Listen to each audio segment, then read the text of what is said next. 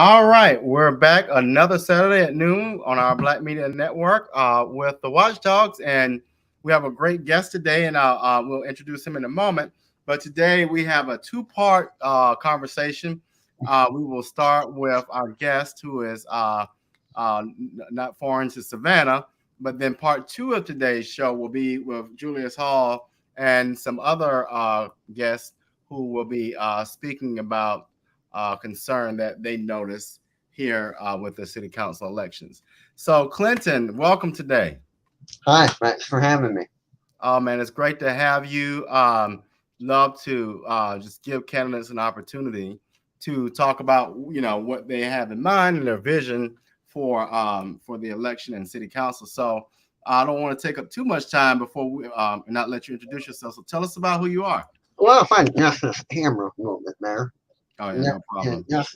I'm Clinton Cowart, born and raised here in Savannah, Georgia. I'm running for District 3.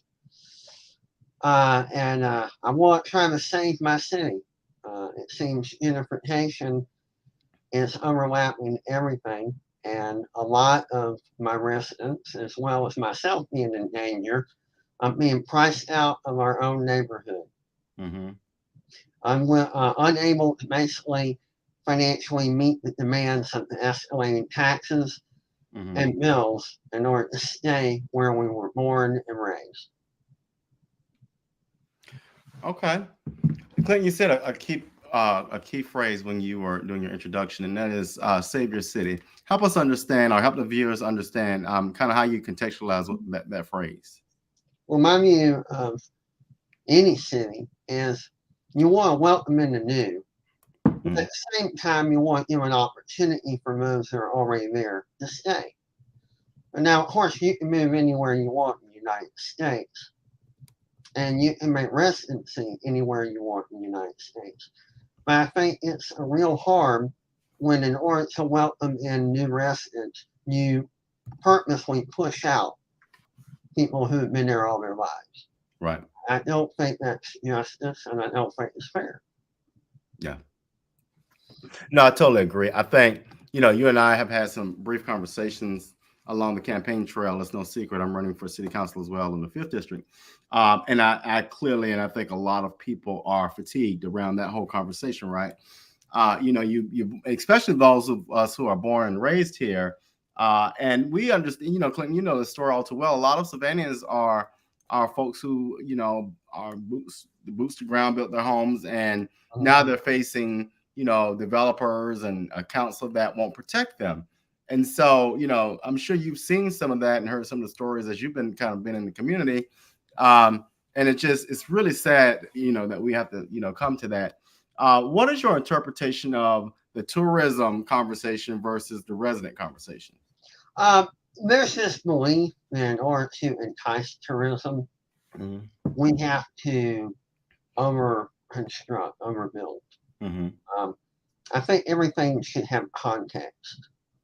Yeah, some things do need to be built. Other things are unnecessary, and especially fulfilling the fantasies of many on the current administration's dream of being a business person. Right. You're not a business person. If you were, you would have your own enterprise by now. You wouldn't be on city council. Right. You need to leave room for the private sector to fulfill any potential demands by a potential customer. Because if there is a demand, private industry will come in and construct that business venture without the government having to do it for them. You can't stimulate demand, but yet many people in government think, well, if we build it, they will come. No, if there's no demand, right, you're wasting other people's money. It's not your money, it's the taxpayers' money. And what should be a priority for anyone on city council should be meeting the priorities of the current residents, such as drainage, flood, septic tanks, road repair, maintenance, a lot of things that people take for granted. And instead, we're wasting our money revitalizing a lot of things that are downtown. If we leave it alone, the private sector will take care of that. But well, I say we, I'm not on the city council. City council and many government agencies think that they're the ones that should stimulate tourism and business. No, get out of the way. Allow the private sector to do it, and it will benefit everyone. No, I think you know that's certainly a perspective that I think you're right. Sometimes, most often, we see this administration kind of posturing in a manner that I think is a little bit intrusive in a space that they don't really understand or belong. In fact, what I find so interesting is just when with the millage rate, what the whole conversation was, again, it was smoke and mirrors, in my opinion, It and was. the conversation around drainage. And so, a lot, I was talking to someone the other day and they didn't realize, if we get a light sprinkle, I'm willing to say 85% of the fifth district floods, right? That has been like that for 40 years, right? And so it is interesting to me that we have a property tax increase. There was a narrative put out by the administration, this current administration, that your property taxes won't increase, when that was not true. But we're gonna have revenue. Where this magical revenue comes from, I don't know, because we're not gonna raise taxes. But then we're going to put the money towards stormwater management, and we haven't heard anything about it since.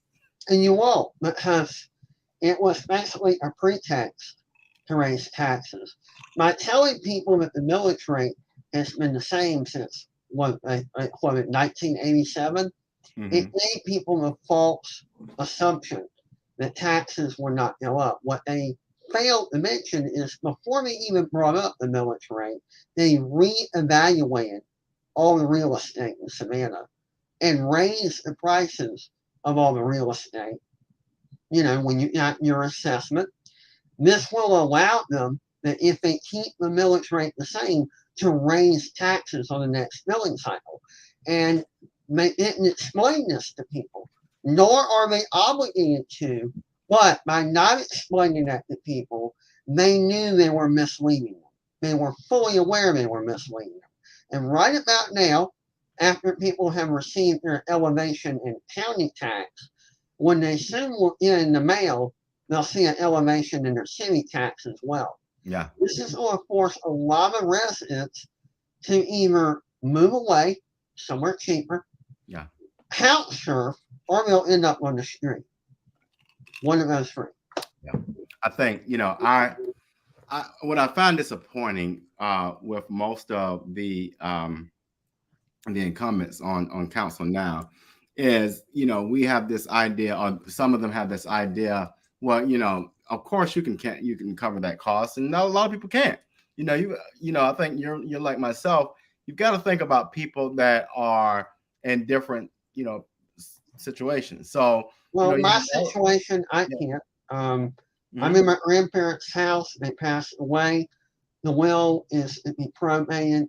I'm paying all the taxes. I can't apply for those programs until, everything's settled in my grandparents' will. But I am paying the taxes, and all the bills are in my name, but the deed's not. And they fail to understand there are people that are influx like me. Yeah. That can't apply for, all the programs that they mentioned, but they don't care. If you have to apply for a bunch of county, state, or federal programs just to pay your basic taxes for the county and the city on your home, no matter what your home is, a trailer, house, whatever, then maybe your taxes are getting to be too high. You ever think about that? Yeah. Well, you have definitely your situation, and we have the situation where in the 5th district we have a lot. I'm going to introduce culture in a moment. We have a lot of seniors. We have a lot of seniors who are retired on fixed income, and as I'm canvassing, I love to sit and talk with people. And I'll never forget a woman in one of the neighborhoods, and almost broke down crying because she didn't know how she was going to keep her home with these new taxes, pay for her medicine, eat, pay this new light bill going up too. That's why y'all should have voted for me for Public Service Commission. But no, all these bills, and she just was like, it's overwhelming.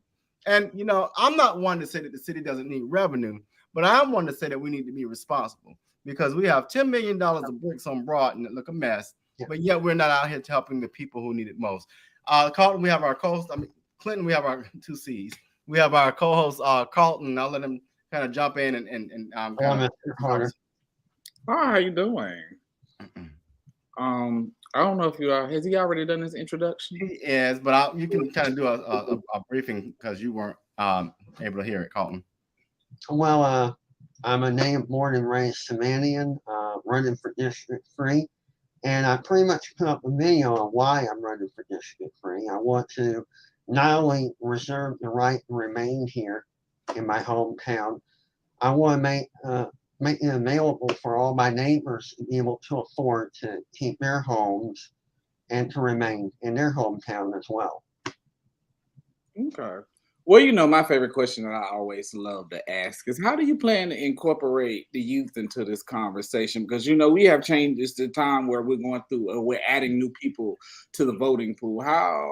What you kind of plan to do to introduce them to what's going on in the city of Savannah? Well, they need to be made aware that whether they inherit whatever residence they are in or they purchase a residence, they need to have prices that are affordable. They need to have taxes that, whether they generate, the revenue through Social Security, SSI, welfare, or a job, that they can pay and have money left over to purchase an automobile every 15 years or so, or to be able to buy groceries. And they need to understand that the future of Savannah is important to them so they can afford to remain in Savannah. Okay. And more importantly, we need to create we need to get a way so we can create better job opportunities for people that are young. A lot of crime is perpetrated by poverty. We have this assumption that if we just distract the youth with some physical activity, that'll take their mind off the fact that there are no jobs available. There is no way to generate revenue or wealth, and they're stuck. I think that's why a lot of people who are young turn to crime. They want to make money just like anyone else, and they want to be able to buy stuff and make a future, a family for themselves. We all want freedom, revenue, and happiness, and I think we need to make it easier by getting rid of a lot of roadblocks and regulations that prevent that. Oh, yeah, I totally agree with that. Colin, y'all C's are gonna mess me up all day long. Clinton, as we think about city council and one of the things I've had a conversation with a number of people about is that while you're representing a particular area or a district, you also understand that decision or votes that you placed also have an impact on the city of Savannah. But really quick, what are some things that are specific to the district that you're running for that you want to talk about today, or that are priorities that you would like to tackle? Well, number one, the misuse of 911. We have a shortage of police, and they're being called out, not only in my district, but in other districts, for frivolous things. Mm-hmm. Neighborly disputes that are not pertinent. 911 is for someone have a heart attack, you're being mugged, someone broke into your house or trailer or whatever. Emergency, And when you have a shortage of police officers, they need to be prioritized towards people whose lives are in danger, not a neighbor that doesn't like the fact that someone has too many cars in their driveway. Yeah. I'm not saying it's not important, but it's not an emergency. Number two, we need to stop wasting the city revenue on surveillance cameras. And that's why we don't have a lot of revenue to give officers a lucrative deal to want to join the police department. But we're so busy on making, we call it a smart city. To me, it's more like a concentration camp where your every move is monitored everywhere you go. And when you're robbed, or when you're actually a victim of a crime, rather than simply running a stoplight or going too fast, by the time you get help, it's too late. But they don't hesitate to mail you a ticket or a citation. So those cameras are not really preventing crime. It's just a way to, well, deliver an extra tax to the people for any infraction. You even get a citation if you drive through a school zone when it's a Saturday, and you're over the speed limit. It's just about money generation. It's not really about preventing crime. I know a lot of you are in for these surveillance cameras because you've been told about all the crimes that they prevent. But for every 2 crimes they prevent, there are tons of crimes that they do nothing for. It's just to generate money. I think that revenue needs to be spent on more police officers and less machines. That's my opinion. Yeah, honestly, and this is a different conversation, but I think honestly, the criminal justice system is not about reform. It's another business about cash. Yeah. It needs to be totally reformed. And honestly, we've got to stop incarcerating people for nonviolent crimes. We have an ancient system that dates back so many years based on the concept of slavery, and we still use that system today. Laws are antiquated, but that's a whole different conversation for another day. Well, no, wait a minute. If you check, you're right. It isn't about money generation. A lot of the criminals, or people we deem criminals, are put into the labor force for cheap or sometimes free labor. That's an abuse of their rights. I mean, just because you're incarcerated doesn't mean you have no rights. You're not meant to be a free labor force. That puts people out of work, and it abuses the people that are being incarcerated. Yeah. Well, we won't get into that, and that's a whole other mess altogether. You do realize that this country was founded for the reason of sending people for non-violent crimes over here to start, correct? So how can this was a criminal colony? It was wasn't Georgia originally a penal colony from Great Britain, where we sent all the worst criminals? They sent the debtors from prison in Britain because they were taking up space over here to give them basically a. And I think Georgia was mostly murderers, pretty much. I think Georgia was occupied by most of the murderers from their prisons. So how do we disembed 400 years worth of what it was started for, and remove that back and take back and say, hey, we're gonna reform this from the criminal legal system, because it's not the criminal justice system. It's gonna take the courts and the Congress to work on that. That's got to be a collaborative project. Yeah, but we have to. Let me this, and I'm gonna give you a great example of that. Marijuana is a plant. Now, marijuana should never have been illegal. That's stupid. It's like saying a bell pepper is illegal. The only reason, if you do your research, give me 1 minute, y'all. Give me 1 minute. The only reason marijuana is illegal is because it was in competition with cotton. And if you know anything about cotton back in the day in the colonies, that was the cash cow. And if you're gonna come in competition with my cash cow, I'm gonna make something illegal. That's the only reason it's illegal. But guess what? Brown and black folk, most particularly black males, are incarcerated for it. But all of a sudden now we found a great use for it. So now it's not, so it kills me. It kills me how, and then people will go along with that. In particular, our elders will go along with that. And I'm like, y'all, it's a plant. Well, there's one thing you need to know. I think it was during the late 40s or early 50s. Hearst bought up a bunch of, businesses that dealt in tobacco and wood. And hemp, marijuana, was about to be legalized. The whole campaign or lobbying to make marijuana illegal was by the Hearst. And Randolph Hearst, he owned most of all the media. You can blame him. He did it only to save his butt from losing money, and the fact that he invested in everything that wasn't marijuana. And he didn't want to lose money. So the whole demonization of marijuana was all about money, and it had nothing to do with ethics and morality. Exactly. And as far as that goes, as you know from my last election when I first ran for state representative, I want to legalize recreational and medicinal marijuana 100%.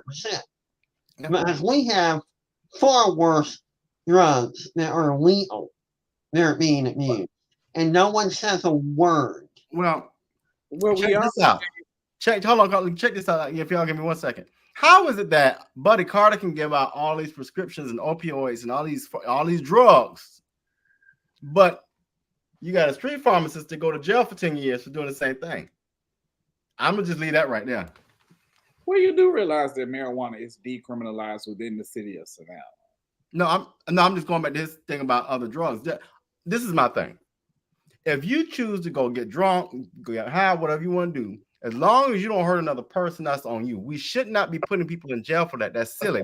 If anything, if they're abusing it, get them support so that they can recover if that's what they choose. But to put a person in jail for that is silly because it's on the back of taxpayers. Now, if you choose to go do those substances and hurt somebody or rob somebody, you're behind going to jail because now you've committed a violent crime. Well, but we do some real stuff in this country. Well, marijuana has. So we got to reignite the conversation because we done kind of got sidetracked a little. No, I just yeah.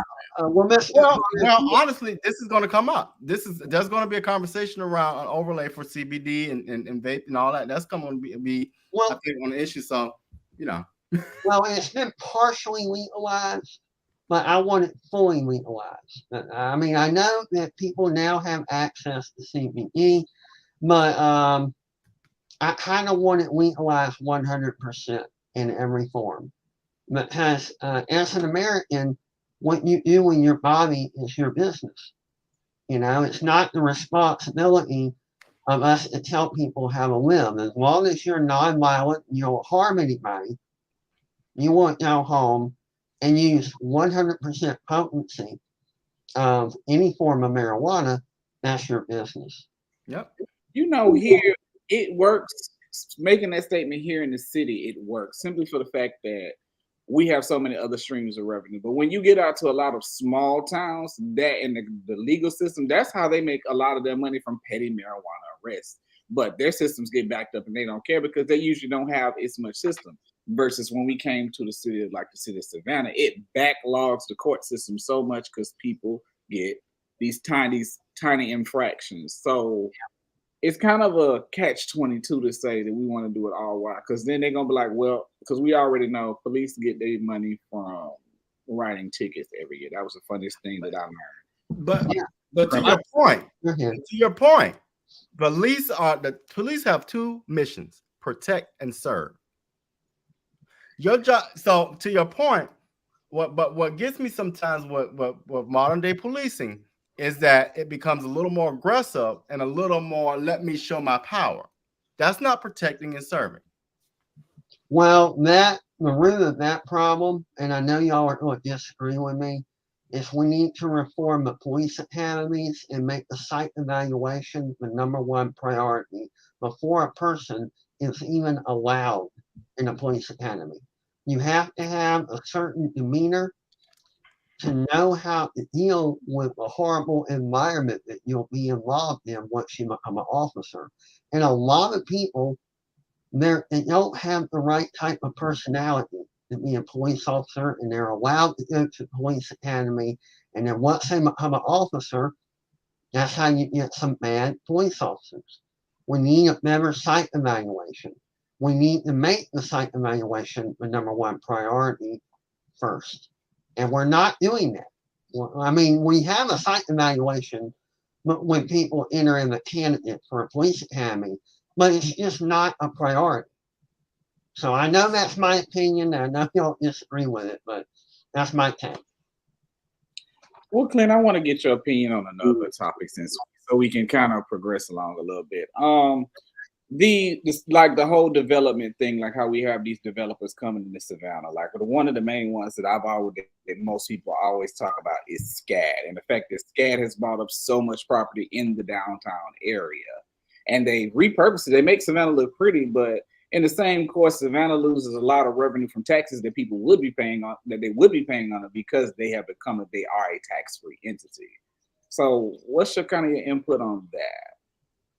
Well, I have a multitude of angles to come from. One, these are mistakes from previous administrations that did not see value in the historical buildings that were downtown and sold them for pennies on the dollar, in my opinion, to SCAD, who did see revenue potential in those buildings, and they restored them. And then they started making money, and of course, city council, the newer administrations, they see all the revenue that they're losing. Well, you wouldn't have lost that revenue if you had taken the taxpayer dollars and rather than wasting them on frivolous pursuits, invest them on restoring what was already there. But you didn't see the value, and SCAD years ago did. May put forth the money, and now they're reaping the rewards. That's one problem. Not the second problem. We should have pushed for our federal representatives to update the 501c qualifications. You have to have a certain, you have to meet a certain criteria to qualify to be a 501c. We should push our federal representatives to update what qualifies in the 501c, and therefore when SCAD attempts to renew their 501c status, they wouldn't meet the qualifications, and then we have to pay taxes to the city of Savannah, which we desperately need. But we never pushed for that. So they're able to use the 501c classification to get away with profiting off the city and paying nothing back to the residents. So, yes, what they're doing is legal, but it's our fault that we didn't push to change the criteria of what makes a 501c. I know it's a federal matter, but we should have pushed our federal representatives, and we didn't.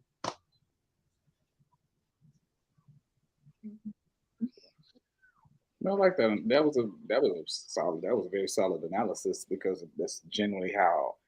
If you look Well, at they're it, getting away with murder by being a 501c. Okay, and because of that, they don't have to pay taxes, but they're not breaking the law. The fault lies with us not putting our federal representatives, not going, hey, you need to update the 501c on who and what organizations can qualify. But let's face it, SCAD is more of a real estate developer than it's ever been. School. Well, and y'all correct me if I'm wrong, but I'm I'm a Georgia Southern Eagle. I think Carlton's a Georgia Southern Eagle. Go Eagles. I'm a pirate. You're an Eagle. I'm a pirate. Let's get this straight. You're an Eagle.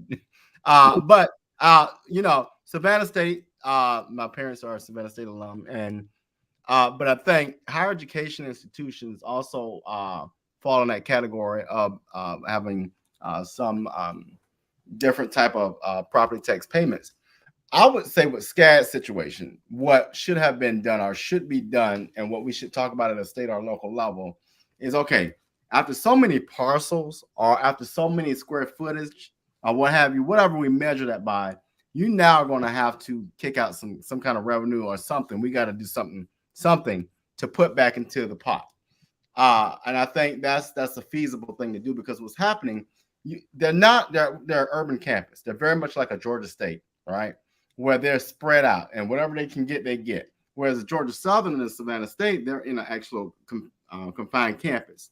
So I think with Savannah College of Art and Design, I think they are taking advantage of some things, and I think it's important that somehow, some way, we look at some state and local policy to confine that, because at some point, and I'll tell you what really irked me on, and I don't care if Paul and Wallace get mad, it pissed me off to see the skyline of the city of Savannah obstructed with that building.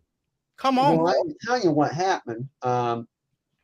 Someone lobbied the zoning commission to change the zoning so they could build that building. Because before the zoning was altered, they were not allowed, no one was allowed to construct anything like that in that parcel that they're building, but they did a rezoning. So, yeah, that was a workaround that shouldn't have been allowed, but it was. Yeah. And it was very intelligent and crafty, but it was dirty. Well, when you're the president and you're making $3,000 contributions to said individuals, yeah, that happens.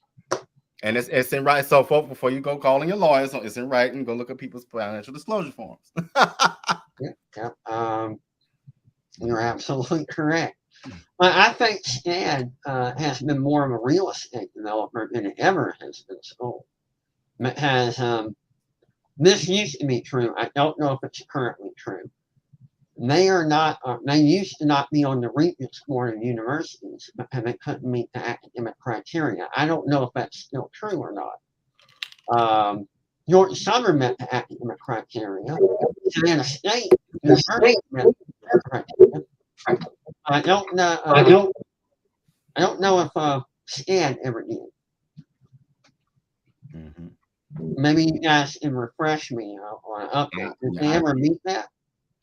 I'm willing to bet that they're accredited, which is honestly I'm a higher ed person by trade. Your number one thing for anybody is you want to be accredited. I'm willing to bet they're accredited. Well, they weren't for years.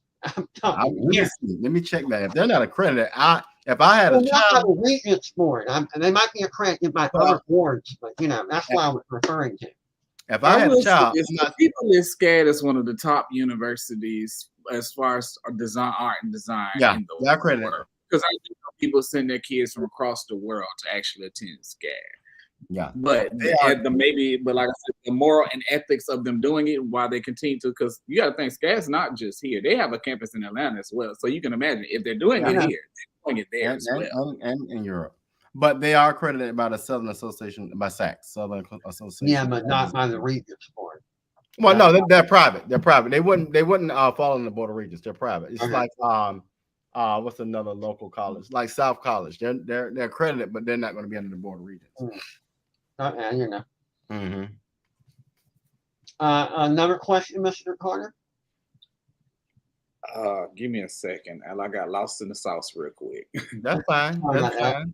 Give me a second. Got lost in the sauce real quick. Robert, I'm sure you got a question too. I think. Yeah. So, Clint, what's your? I know you talked about things specific to the second. Oh Lord, just all these numbers. What is your vision? What's your platform for your campaign? Transparency is my priority. Mm-hmm. People deserve to be able to look up how their money is being spent in an easier fashion. You literally have to go for an elaborate search in order to get public records, especially on expenditures. It's extremely difficult to navigate. It should not be that way. It should be easier for the layman to online or in the public records to find what they want on how the city is budgeting their money. So I want better transparency. I want full disclosure, and I want it to be easy for anyone to look up. Okay, I do. Now I have my question though. All right. But it's one that we always. It's another question. It's another question we ask all the time. The president gets 2 terms. He's on a 2-term limit. Congress has unlimited terms. How do you feel about term limits as far as council members here in the city of Savannah? I think if you go beyond 15 years, it's time to receive, retirement papers. But that's my opinion. I used to not think there was anything wrong with anyone being reelected continuously for Congress. But when I started seeing congressmen that to me look like they have Alzheimer's or dementia, and then it began to bother me the fact that there were no term limits. Because if you start losing your mental faculties, you need to retire, please. I mean, you can't represent anyone if you don't even know where you are. Yeah. And to your point, Clinton, I think what I am concerned about nowadays is people are more interested in the money, whether it's the money you get from your service or the money you get in your brown bags. I don't agree with that, but some people take it. But when they forget why they were sent to represent, you're there to represent a constituency. not to get extra money, not to get kickbacks, not to recuse yourself from votes. And yes, that was a shout to you know who, and not to be in bed with the people who are hurting your people. You know, at the end of the day, if you're not putting forth policy, and I have yet to see any of the mayor, any of his five, put together any policy. If you're not putting together policy, it's done for me. It's time for you to go have a seat. I think you're not moving policy, you're not working. I think the problem with our current environment and candidacies, candidates want to run for office just a virtue signal and just to be in office. They don't have any goals, ambitions, or policies or to improve the conditions. They just want to be in power to be in power. And Right. I think that's the number one lead to corruption. There's nothing wrong with power if you want to utilize it to make things better for yourself and everyone else. But if you just want power for the sake of power, you're more subject to corruption. Well, if I could, real quick, y'all, I don't know if y'all seen some of these ridiculous fundraisers, but you have a number of fundraisers where the baseline ticket is $500, the next level is $1,500, $2,000. If you are aligning yourself with that type of situation, your loyalty lies with the wealthy folks, and that's your prerogative. But I have a huge problem with that. Your loyalty should lie to the constituents who elected you, not to the people who've put money in your pockets. And that is a huge issue that I think people really need to think about the ethics in that. If you got a person over here taking $6,000 and $7,000 from wealthy folk, they ain't thinking about the mom and daddy and the struggling families who don't eat. And that's why you got that millage rate in this property tax the way it is, because they don't understand it out of touch. And if you and Clinton, what kills me in Carlton, it kills me. I was telling somebody yesterday, why is it that so many council members want to be back in that seat so bad? All they get is $25,000 a year. Yeah, I know. You got to think about that. You mean y'all really want to be in that work that bad to get that $25,000? See, folks, I want the viewers to wake up. You got these folks aligned with these wealthy folks getting certain things, fringe benefits. They ain't trying to get back for no $25,000 check. And I'll let y'all fill the blank in for that one. No, basically they made connections where they're getting deals and they don't want to leave. Any person, whether they're in politics or they're in another venue, for employment, they want to move up. Because ambition makes you want to move up. Why would you want to remain an alderman for 20 years? That doesn't even make sense. That shows right there an indicator for corruption. That should be a red flag. Because any woman or man should want to run for a different office at some point. And when they don't, that should make you suspicious right there. That should be a red flag that they have some inside deals that you don't know about. Because why would anyone want to remain stagnant and not elevate in life? In any career field, politics, technology, anything. Well, that should be a red flag to any citizen. And if I could, Carlton, what I need the viewers to watch too. So what I said a minute ago, but check this out, y'all. There was a report that came out maybe a week ago that listed 5 of the poorest communities in Savannah. They were all in the 1st district and the 5th district. The only incumbents on council now is representative from 16 years of the 1st district and the 12-year one from the 5th district. So you mean to tell me a combined number, what's 16 plus 12, y'all? What, that's 6, 7, 8, 28? 28 years combined, and you got the highest poverty of y'all? So that means y'all ain't did nothing. And you definitely haven't had the conversation around poverty, which then breeds crime.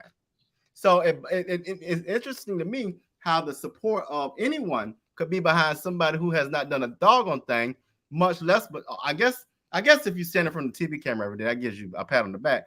But the people who are hurting because you got people in there with the most tenure who have done the least work. Now, the fact that they don't want to move up in politics, that should be suspicious right there. You want to remain in the same seat for 16 years? What do you got going on that we the people don't know about? Well, check this out, Carlton and Clinton. Why would someone need $500,000, right, to run for a local seat that only pays $65,000 a year? There you go. Because you get to, if I'm correct me if I'm wrong. Correct me if I'm wrong. But the campaign contributions that they collect during the point in time when they're running, it goes into a fund that they get to keep, correct? Yes. So I think, okay, so say for example, well, not say for example, when I went on November 7th, if I, let's say, amass $2,000 that I don't spend, I can roll it over to the next year, and I can also fundraise until the next year. I think there's a little bit of that and a little bit of something else. When you got enough money to give your 5 homegirls and boys, yeah, Houston, we have a problem. But well, hold on, y'all. Let me also now this remember now, this troublemaking, this loud troublemaking lady. You need $500,000 to beat the loud troublemaking lady. There's another point. If you're 16 years in the same seat, you're not bringing about any new ideas. Why not step down and let someone with new ideas give it a shot? It's not meant to be a permanent seat for anyone. Right. The whole point of any alderman or any seat or a city council or any government body is to have fresh ideas. And if you got people there for decades and decades, you're not giving new perspectives. You're not giving new ideas. How you will ever resolve any issue or problem if you address it from the same point of view all the time? Yeah. You're not going to have any solutions. Well, I do have a question from something we discussed earlier about the development. Do y'all, since both of y'all technically running, do you feel that it would be to kind of restore like the buildings that have become run down? Do you feel like it's a necessary aspect to elect, like put a council, like put a group of people together to come together and say, hey, we got an idea for this building here in the city of Savannah. We want to do this. Can y'all allocate the funds for this or create a like in that manner? If you, I think number one, after you do the basic priorities, drainage, road repair, stuff like that, you should present it to the people for a vote on each specific building or whatever to restore, and let the people vote on it.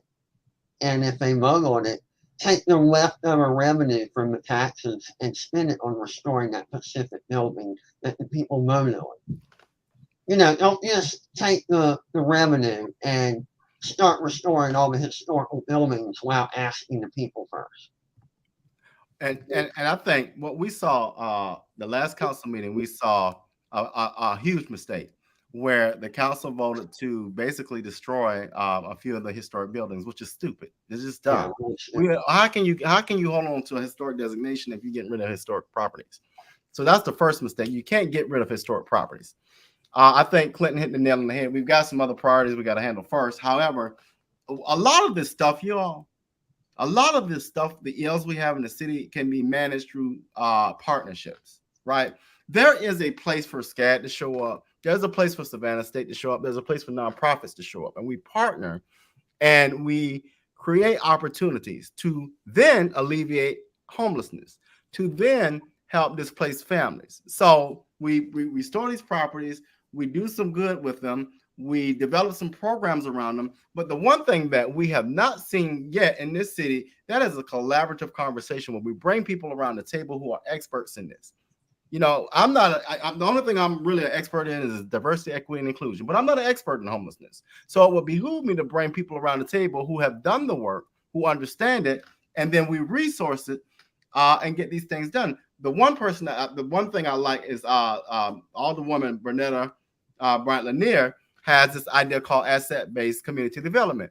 I really want us to lean more into that because that's a great way to really get some stuff done. But the idea I'm trying to say is we got to collaborate to get a lot of this stuff done, because right now what we see is a lot of people with a lot of ideas who don't even have good sense.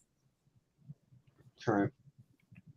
But I think the best collaboration we can do is to work out deals with the new businesses, universities, and institutions to interview qualified native born and raised Savannahans first for any employment opportunities that open up in their organization. Only qualified, of course, and give them the first shot and any employment that opens up, rather than constantly migrating others for first come, first serve job opportunities. Oh, Clinton, you hit a nail on the head. I think you know this story all too well. You all, I want to bring something to your attention that Clinton hit this bell on the head. Y'all know Lee's Gate. Lee's Gate is in the 5th district. Love Lee's Gate, and I think they should got they did right by getting a gazebo. Carlton, guess how much it costs to build a gazebo in Lee's Gate? Over $200,000. A $200,000 gazebo. Well, I know, actually, But 124,000. but the clicker was this: you brought a contractor out of Atlanta to build that gazebo. Here's what you're gonna love, Mr. Carter. Only one bid. No one else bid on this job. That's a red flag right there. Why is it that only one person was interested in bidding? Come on, that's shady. You and I, everyone knows that if any project like that is presented, a lot of people are going to want to bid. A lot. And we have the laborers here in Savannah. We got carpenters here. I mean, it just simply comes down to the fact of one hand washes the other. I have, hey, I need some this, that, and the third, and I want you to do this. We all know that's how that goes. But $200,000 for a gazebo, like I said, I know some crackheads who would have did it for $3. Well, it was really $124,000. But my father, who used to be in construction, concrete in-ground pools, septic tanks, all that, he had done it for $15,000 tops. And that's why I knew it was crooked the moment I saw the price. And when I saw that there was only one bidder, I'm like, oh no, Yeah. But I'm always say it like this: it's not just the people who we elect, like we put, like I said, we vote, go out and vote for people like y'all who are running, but it's also the community members who have to go out to these meetings when they actually realize, because that's something that I didn't know, and I'm pretty sure a lot of people don't know. No. So you have people who are willing to go up and speak and say, why did y'all do this? That was absolutely unnecessary. You can't do this and thing. You continue to do it, and it continues to bring what they're doing to the light. It causes an issue where now I'm in the spotlight. I don't want to do this anymore because it's drawing too much attention to me. And if they do have an aspect to move forward, they can't move forward because they be like, we don't want to take a gamble on you because you looking like you might do something that's going to embarrass us. Well, yeah, and you know, not only that, you know, when you have a representative that goes behind an executive session, closed doors, and has one narrative and will stand before the community with another narrative, you got a problem. When you have a representative that will tell a community, I'll give you 2 more weeks to talk about the fairgrounds, but goes and make the motion to move forward with the fairgrounds with an indicted P3 developer, you have a problem. So we got some real situations that I hope people are waking up to, because that same individual and this mayor and this city manager just signed off on $200,000 for a gazebo, and the basic cost for a house, I would imagine, is $175,000 to build. So, I mean, the voters got to really wake up. And that's one thing I think John McMaster's asked earlier, and I would love to get y'all's perspective. How do we raise this percentage? We have a 22% voting rate in Savannah for municipal elections. We got to raise that to at least 40%. How do we do it, y'all? Social media.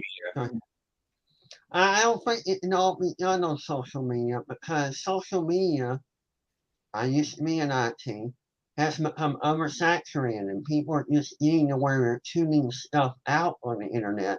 It's an overload of information.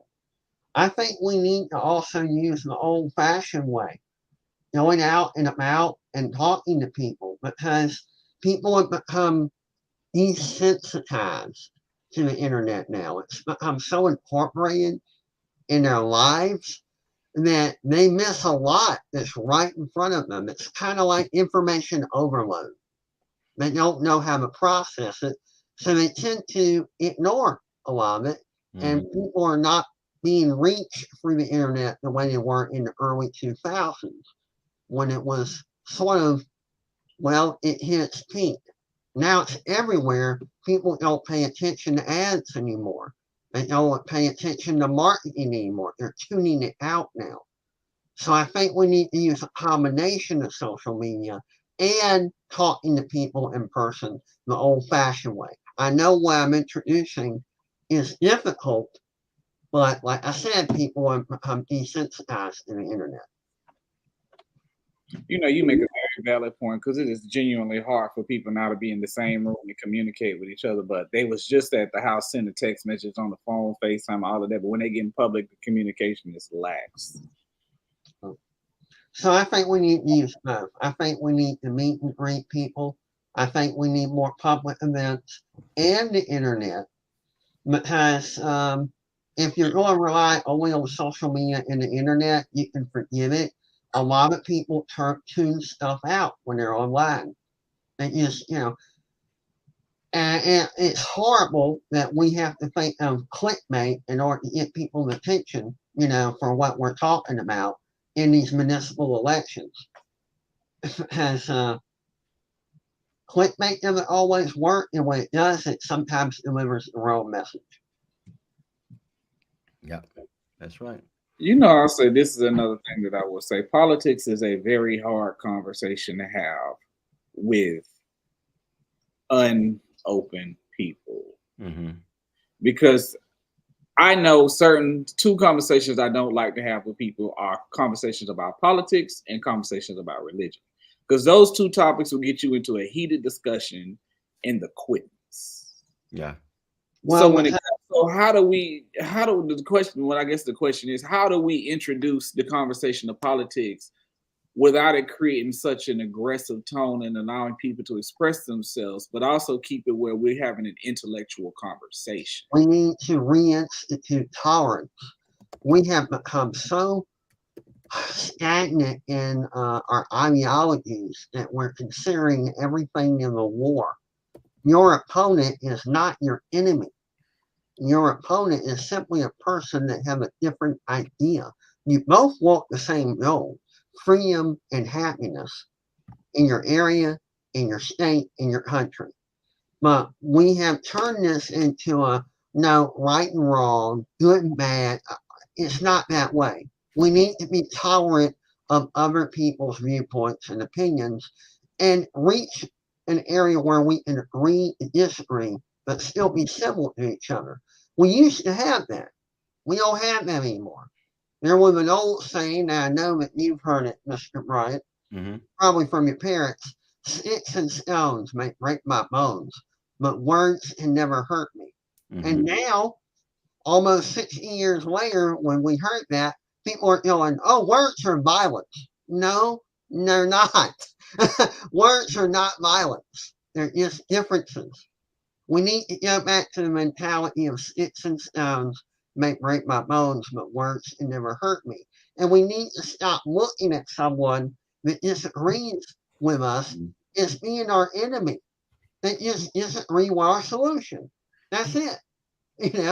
And when someone has an opposite idea than you, they're not trying to harm you. They just have a different solution to the same problem. As long as we are well informed with legitimate, tangible information that can be looked up and proven, as long as we have the same problem, we can come up with different solutions. And there's nothing wrong with hearing different solutions. Well, Clinton, we're going to go ahead and shift to the next conversation. Okay. But any final words you have, and before we move to the next hour? Well, my final words: I want people to be better informed in my district and all the others. I want people to take an active participation in this election and in every other election, because this is your district, this is your city, your county, your state, your country. Your viewpoint does matter. Don't ever think it doesn't. Your voice does count. Don't ever think it doesn't. And even if you elect a person, this mentality, well, they only get one vote, what can they do? Every positive change begins with one voice, one idea, and one vote. And it doesn't start, that is that change, until you elect people that have that one vote that can make a change. Your voice matters. it's time to speak up for yourself. All right. Well, Clinton, thank you so much for being with us today. So, y'all, we're going to go to a commercial break. We'll come back, and Julius Hall will be talking about our next topic. Okay.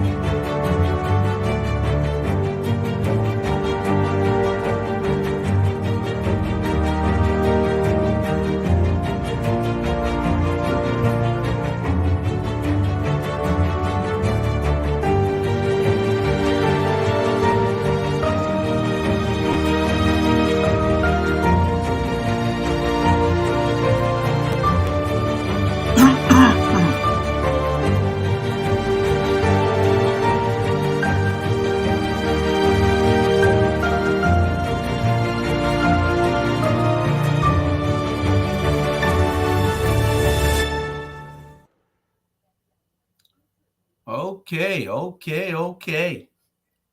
Back in the house. I don't know where my co-hosts are at today. There was several people that were supposed to probably be on here with me today, but they have decided that they had better things to do, probably watching a football game or something. I don't know. But we're going to get straight to the mustard, and we're going to show you all what happened this week earlier at the alderman's house.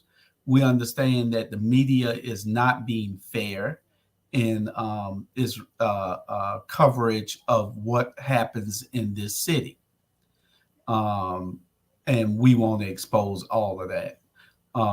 It is high time that the people wake up and see that the media is not doing things in our best interests. There's a number of things that I want to discuss today, and I need to play. How Dion said, I need to give me that theme music. You know, I need my theme music too. I don't know what's good for the day. Let me see. Yeah, I think that's a little bit more me right there. You know, turn it up a little bit. Mr. Cowart, you could probably watch from your other device unless you want to sit there. But Robert is gone, I believe, and that segment is ended. But thank you for coming. Anyway, clear my voice, clear my throat because I got a lot to say. I'm here by myself. One got my co-defendant called in sick, and I don't know where the other three guys at. We can't be about change if we're not going to show up to make the change happen. I'm here every day. I'm going to be here until the breath is gone out my body. But I just wanted to cover a few things. And we make a lot of accusations. But when you see us make accusations, you have to realize that we are not just making accusations just to make them. We're trying to show you that there's a pattern, there's a system, there's an establishment, a litany of things that are in place to help divide our communities. Now, we're not part of the divide. We're trying to make sure that we can mend things. You know, we're trying to sew things up. We're trying to fix things. We're trying to get us on a level playing field. And that can't happen unless everybody is on the same page in our community. And right now it isn't. We have a lot of people that are selling us out. And it's just true. All you have to do is open your eyes. We have a lot of people that are defending the people that are selling us out. Take, for instance, these fundraisers that people are having these days. You have take this fundraiser here. It's a fundraiser for Alderman Detric Leggett. Look at the people who are supporting him. Reed Delaney, Steve Green, Tom and Diane Oxner, Frank Peoples Jr., Shirley and Michael Condone, Irwin and Trey Thompson. It's the Thompsons, I guess. I don't know. Look what all the hosts, and you got 5 or 6 of them here, paying $1,500. The co-hosts are paying $750. The supporters are paying $250. You know, it's stuff like this. This has never happened in our community. For the establishment to now give people in our community money for their campaigns. It just don't happen. You know, I know I got a soldier that'll show up. It's always a soldier that'll show up. I can count on the Wolverine. I can't count on the Warrior. But I certainly can count on a Wolverine. This a new edition? I have to look at my email, right? Right. And I'm like, huh? The Rambo? I'm like, hey. Yeah, well, this is not the Rambo. What this is? This is the Watchdog. Because it's saying the email. I just was watching the Watchdog. And this part 2 the Watchdogs. Oh, hold on, I'll be right back. Hold on. Yeah, so but Bernard will be back, and we're going to have a discussion because it is high time that we address all the issues, that we get everything out front, and that we get done what needs to get done. It's too long that we just sit by and let people do what they do. It's been too long that we sat by and we let people do things in our face and put cold cream doodle on our face and tell us it's cold cream. Our mayor, y'all mayor, is one of those people. He loves to tell you that. Look at his fundraiser. You know, his fundraiser, same people: Steve Green, Reed Delaney, John Coleman, Jeff Nordica, Brooke Stilwell, Laurel Cornowitz, Greg Parker, Dickie Mopper, Kay Ford, David Patterson, y'all know who that is, Sam McCarron, Trey Thompson, again, y'all, Sheldon and Zelda Tannenbaum. These people have never given to Van. They have never given to, let's just be honest, they've never given to African American candidates who do not espouse their way of thinking. And now we have these people given to them on a daily basis. They're their biggest supporters. Look at this thing. What is it? Levels of support. $2,000 for the chair, $1,000 for the co-chair, $500 for a host, $250 for general admission. You know, donations are not tax deductible. But this was back in, this was a few months back. Let me see if it's a date on it. I don't see a date on it. But this was a few months back where they had a event for the mayor. That, you know, you're going to see a pattern. I showed you these same names on Detric's own. I said these same names, some of these same names, Reed Delaney and the Condones and Steve Green. But I want y'all to check it out. There's Vans. Same names. Same names. Here's Pat Rossiter's.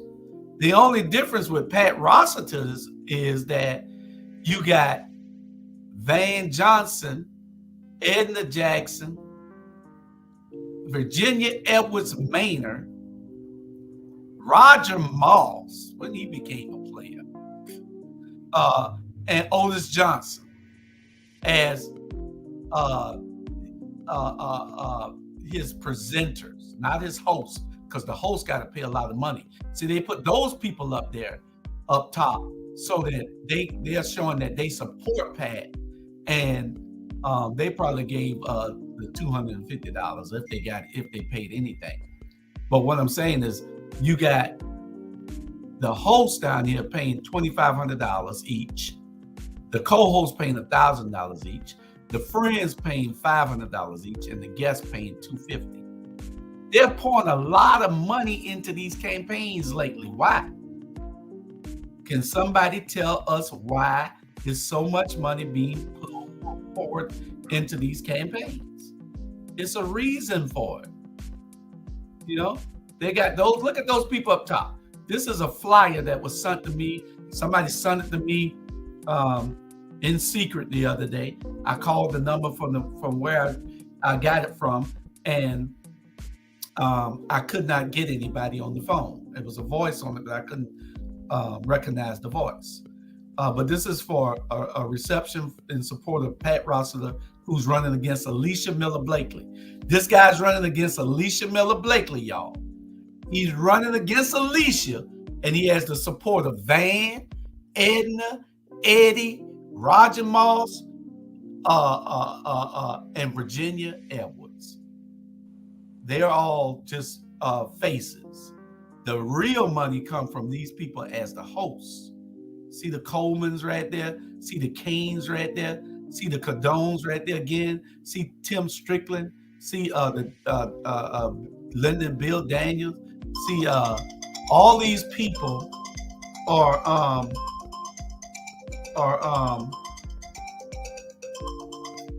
all these people are here doing giving money, giving big money. And so you got look at the co-hosts down below that. The co-hosts, like I said, they each giving $1,000. So all these people, if your name is on this flyer, you already committed to giving $1,000. If your name is under a host, you already committed to giving $2,500. So this is my problem with all of this. You got the same people on all these things, on all these flyers, Bernard. Same people giving money to, guess who? The same people that are selling us out. I couldn't locate the one for Estella Shabazz because I saw one earlier. I couldn't. They had one for Carol Bell recently. They got one for Linda Wilder Bryan, and I think they had one for Purdy, but they're not giving them a lot of money. All the Purdy and Linda and them, they only gave them the $250. You know, they could give them crumbs and a pat on the back. Yeah. They got to give Van them the big money. Van has raised almost $500,000 to run a campaign when he only spent $45.50 on last time out of his own pocket. So now that means what? Somebody is giving up some money so you can keep doing what you're doing. Yeah. And you got to know this one thing, Bernard. These are the people that we're complaining about. These are the people that are basically selling us out, who they're giving this money to. They've never given these people money before. Now, all of a sudden, they're getting troves of money. Mm-hmm. Why? Yeah. You know what? I'm gonna be honest with you. Savannah, Georgia leadership is corrupt. And the number one person heading that list is Van Johnson. And the opinion coming out my mouth is my opinion, not our black media opinion. It's a shame. And not only that, you know, you got people that really and truly are frustrated, they're upset, They think that it's nowhere to turn because everybody that look like us down there, except 3 people, is selling us out. Selling out. I mean, I don't have no vote in this election, but I got a mouthpiece to go with it. Savannah, Georgia, let me tell you something right now. Can you please listen to what I'm about to say? Y'all need to wake up because these people is selling y'all out down the river, and I guarantee in the next 3 years, you may not even have a house in Savannah, Georgia. They corrupt. They're paying people under the table. They no good. It start with that little punk Van Johnson, and it go all the way down to Leggett, and it go all the way down to Estella, and it go all the way down the whole ring. And I'm telling you right now, I live in Atlanta, Georgia, but my heart and soul is in Savannah, Georgia. And I'm here fighting for y'all. But if y'all got us, our black media, just fighting for y'all and y'all ain't fighting for yourself, ain't nothing we can do. Remember in November, get those people out of City Hall. They no good, they corrupt, they paying their bank account. If you got to raise over $1 million in a local now, I ain't talking about no running for president, nothing. Local. If you got to raise that much money in a local to win, then that should tell you something right there. You need to carry your butt right back to New York City. At the end of the day, I am tired of being sick and tired of people that look like us ain't for us. At the end of the day, if you right and you doing the right thing, I don't care what color you is. I don't care what color you is, as long as you do the right thing for the people.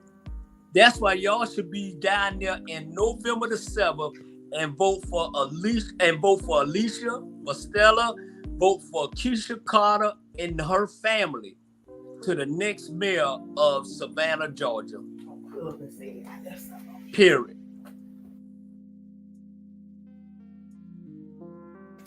Bernard, I appreciate you. I had an emergency. I had to go. My car was blocking my wife, and I had to go and move the car and everything. I forgot that the car was there. No, and, it's good. I need that moment. You know, I had a moment. I needed that moment, boy. Well, I appreciate you filling in and doing what was right. I know you know how to fill in. You can't stop the show. You know, I knew you would understand if I wasn't there to keep going. That's it. But it's just see, Van and them are doing this here with the flyer I show you with Rosalind. They're doing it in our face and telling us ain't nothing you can do about it. They're doing it in our face and saying, so what? You're not gonna vote me out. They're challenging us. And we have to step up to the plate because see, when you tell us you don't care, then that means something to me. When you telling us that you ain't gonna do nothing about it, that means something to me. See, they're in this sick world where they think that because a few people are telling them it's okay, that they can continue to do it. This is not normal. Look at this here. This man here has got all these, and I'm talking about that's just the ones on there.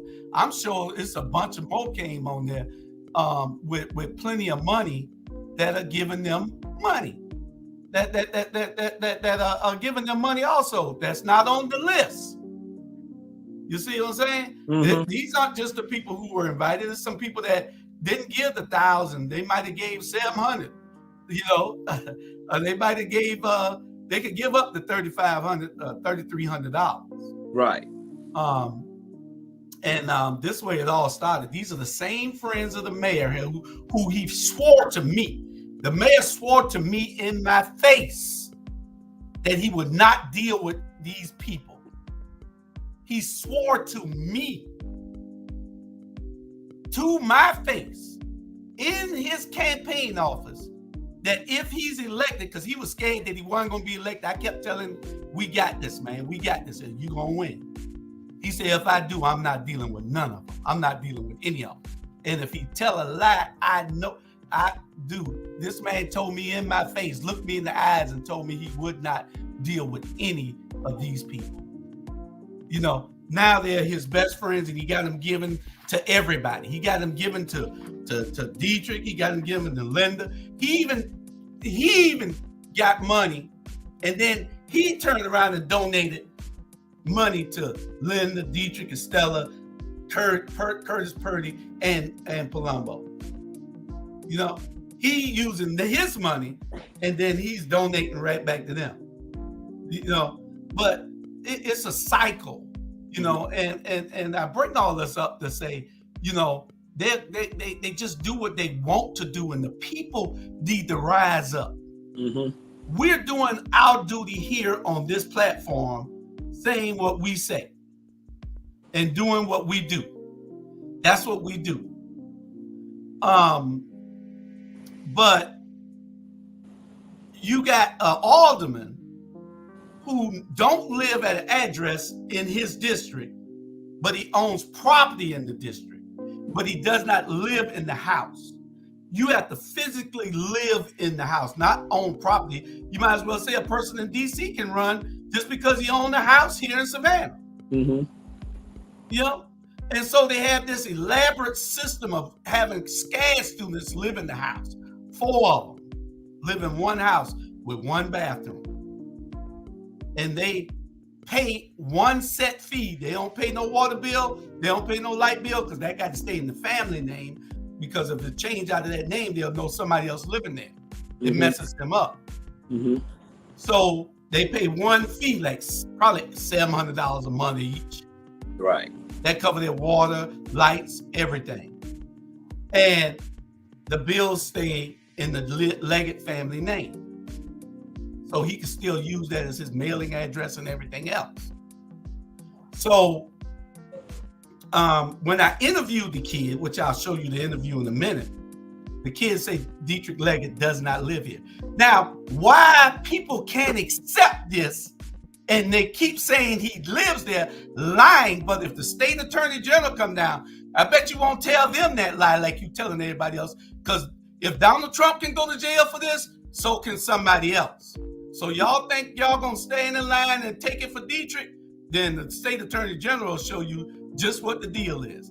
I interviewed this kid, and this kid told me the 4 people that lived in 649 East 38th Street. 649 East 38th Street, this kid told me who lived there. And one of the people was not Detric Leggett. And he lied on his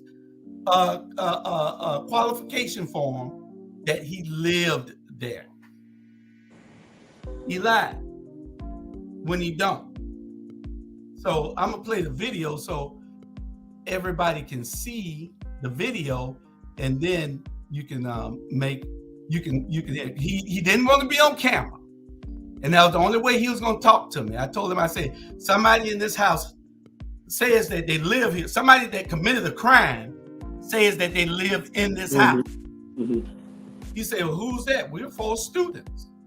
And I couldn't get my phone to work. Right. So I had to borrow somebody else's phone. Right?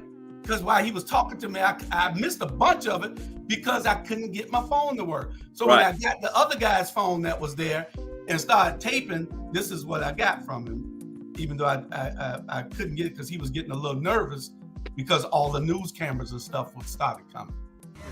So you say you live here with 3 other people, and they're all students. Yeah, we're all just students. And nobody lives here by the name of Detric Leggett. No.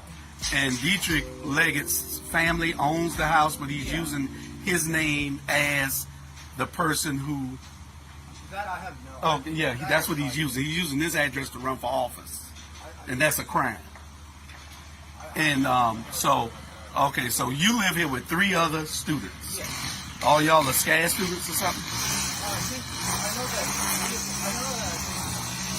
2 other people are SCAD students. I'm not sure about that. Okay. 2 other students are SCAD students. You a SCAD student? So 3 of y'all are SCAD students. The other guy's a student. All y'all live here. Yeah. And Detric does not live here and has not lived here. How long y'all been living here? I've been here for like 2 weeks now, 2.5 weeks, because school just started. Okay. And you know how long the other guy's been here? No, And Shannon Leggett owns the house?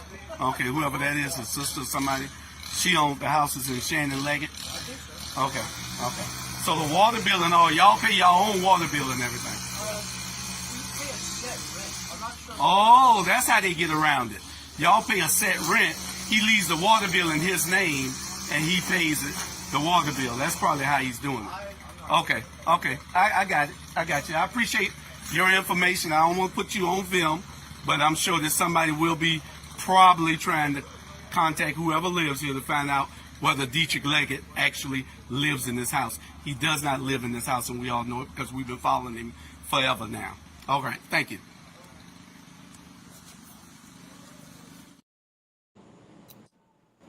Now, what other proof they need? Mm-hmm. What other proof they need, Bernard? Here's the students telling you that Detric don't live in this house. This 649 East 38th Street. This person lives there. I caught him going in the house. What other proof do you need?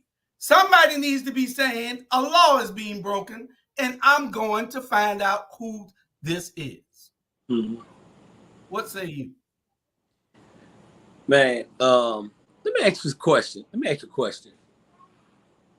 Is 9 members, right, at City Hall, right? 9, it's 9 people down there.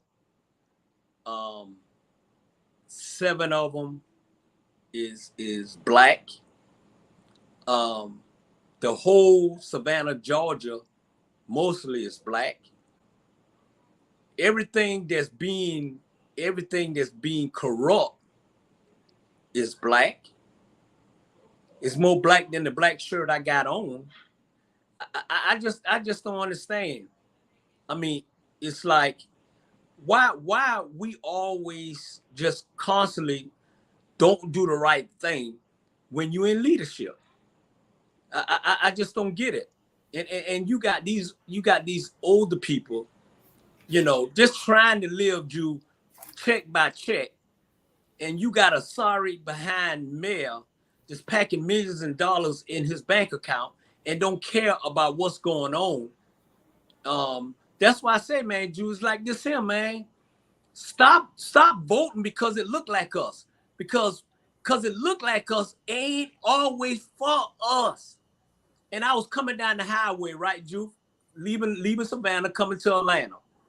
And I love coming to Atlanta because I don't feel none of that. Maybe because the city is big and because this here, Jew, I grew up, I was born in Savannah, but I was raised up in Atlanta, where people in like John Recycles and John Lewis and all of them, we stuck together. It's a mess, Jewish. It's a mess in Savannah, Georgia. And the people that don't have nothing is getting left behind. And the people that do have something moving out because they too big for their britches.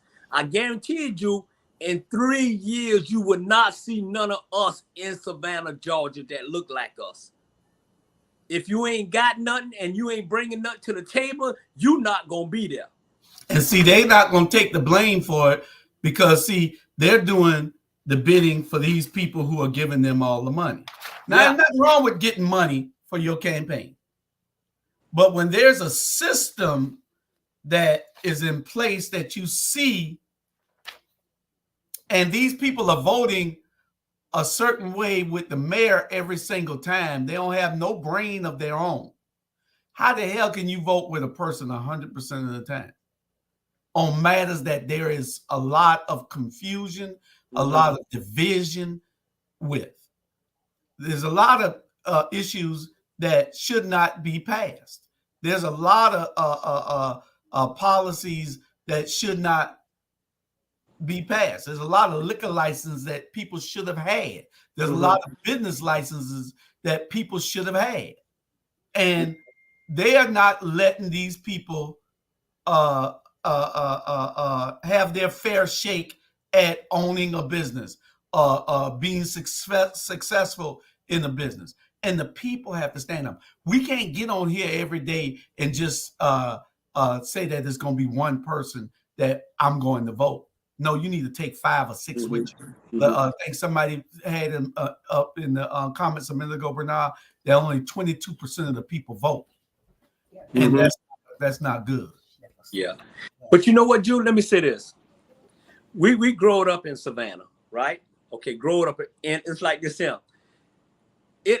Things that happening now, it was been happening. It's been happening. And I'm telling you right now, and I'm gonna be flatly honest. I was flat dead in the middle of it. Young, didn't know, brown paper bag just traveling all over the place. You get in your car and shit, you look in the back seat and you got a whole thing that's grocery, but it's not grocery. You know what I'm saying? It's green. It's trust me, it's been there for a long time. It's been there for a long time.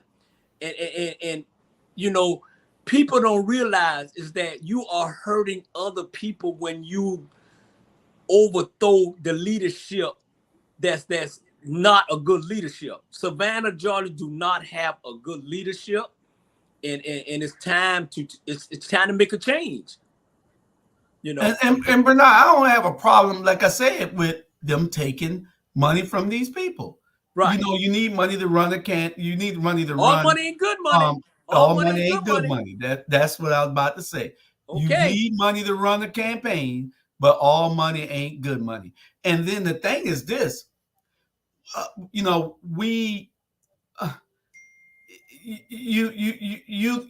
you can't continue to just blatantly do things in the Black community face. You're doing it and you don't care. You're doing it and you don't give a damn about nothing. And you're showing us that you don't care. I can see if they say, okay, we'll pass this one, but we got to give them this one. There's no give with these guys. They don't give anything because you know why? Because they think that the protest is only going to be a minute. And that's true. They're right now. Yeah. The protest, we're only going to protest for a very short time and then we're going to let it go. But guess what? There's some new sheriffs in town. That's it. We ain't going nowhere. We ain't going nowhere. We ain't going nowhere. We going to be talking about it. We don't care what they do. You can do what you want to do. You can block us. You can do what you want.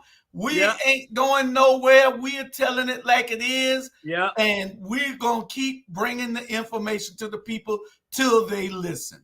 Hey, Drew, let me say this here. And you heard it first on the Watchdog. Let me tell y'all something right now. Whether you win or don't win, I ain't going nowhere. I'm going to still ride you to the day I die, Van. And the rest of y'all, I don't care. That's right. My mouthpiece is big enough, can go around the world. I'm representing people that are too scared to say anything. Dude, I ain't going nowhere. Trust me. Whether you win or whether you lose, I'm still going to stay right there on that ass with all y'all. I don't care. Right is right and wrong is wrong, and y'all absolutely is disgusting. Period. You're absolutely right. You're absolutely right. And you know, it's just that we have to become a coalition. A coalition of people who are tired of the status quo, that are tired of the establishment getting over and doing what they do on us. We're going to talk about Detric Leggett's residence in a minute. But right now we're talking about these people who sell out, and he's one of them because he has no mind of his own. He wrote something on Facebook the other day that I know he didn't write because he doesn't have that kind of intellect to write it. So I know he didn't write it. But nonetheless, it looked like something Van had wrote for him. The city attorney should be looking into this because it's a crime being committed. He works for the council. You don't work, and you work for the council and the people. You don't work for Van Johnson. You work for the council and the people. They haven't had an executive session in 3 years. What the hell is going on at this city hall? Van Johnson is doing what the hell he want to do. I'm surprised the Attorney General's office ain't came down and just kicked and just squashed the whole council. You know why? Let me tell you why, Drew. Let me tell you why. Because no one went down there to discuss this with the general. They didn't went down there to have the meeting. Say, hey, let's have a meeting. This was going on in Savannah, Georgia. You know who gonna do it? You know who gonna do it? We are. I can pick up a phone call right now, because I'm tired of it. I'm tired of these folks thinking that they're untouchable. They think that they're untouchable, but you're not. Just like they're taking Trump down, they can take you down too, little boys, little girls. Yeah. You just need one call. You just need one call, and I guarantee you, it'll open up a can of worms. Because what you got to understand is that, and you got to look at the big picture. They arrested Donald Trump. Joe. Hey, Nisi. All right, Brian. Go give me a bill. Okay. And they're arrested and they're trying Donald Trump for interfering in the election. And that's mostly, they look at it like this, like it's Democrats doing it to the Republicans, and that's Donald Trump and his crew, even though all the witnesses are Republicans. But now you have a Republican body of government in Georgia that's in control, and a Democrat here in Chatham County breaking the law. So you don't think that they are going to be looking to say, okay, Donald Trump was right. Some people are voting out of their precinct. Some people are breaking the law when it comes to voting. They can make an example out of him. I'm not trying to say that that's what they need to do, but he's challenging us. He even called the police on us. Yeah. Watch this here. Greetings. Sorry about that. We had a little situation. You all couldn't hear me. We're here on East 38th. And what happened? There was a press conference here this morning. And what occurred after the press conference, that you have police cars, that officers are called up here. They are called up here after the press conference. And what was going on at this press conference? It was citizens who had filed the complaint, an affidavit alleging some allegations regarding a politician here in the city of Savannah, from the east side of the city of Savannah. What then happens is that now you have 3 units that are called up here, and we're short 116 officers in the city of Savannah. Resources not being used to come over here because you have reporters from WSAV, WTOC, also Savannah Morning News are here. Because again, the allegations have been made that a politician here should not be holding the seat or should not be running for office, which is the rights of all citizens to do that. It is your right. Politicians are not supposed to run you. They're supposed to listen to you as the citizens. You are the government. It is their duty to serve. Serve. That's what they're supposed to do. Health, safety, general welfare. That's what's supposed to be going on. But instead, they want to ask the politician the question. Merely want to ask the question. Ask the question with regards to their residency. Again, allegations have been filed with the clerk of council, the clerk of city council. What then happened? The people say, we're going to have a press conference today and now provide some of the evidence regarding that. They also plan on contacting the Board of Elections, the Secretary of State's office. In addition, they are going to contact the DA's office because, again, they're saying the person reside in a residence that's not in the district. So they should not be representing the district. So citizens have a right to do that, have a right to question it. But then now you're going to call the police? Again, no one has threatened the person at all. There's been no threats, no physical intimidation, no mental intimidation, no emotional intimidation. And so here go officers being called on citizens right here who merely asked the question. No impeding the way to get into the residence, and the politician came up here and went into the house. So here go the reporters. They then went to the residence to not ask a question of the politician. The politician refused to come out. Here in the 2nd District, here in the city of Savannah. Refused to come out.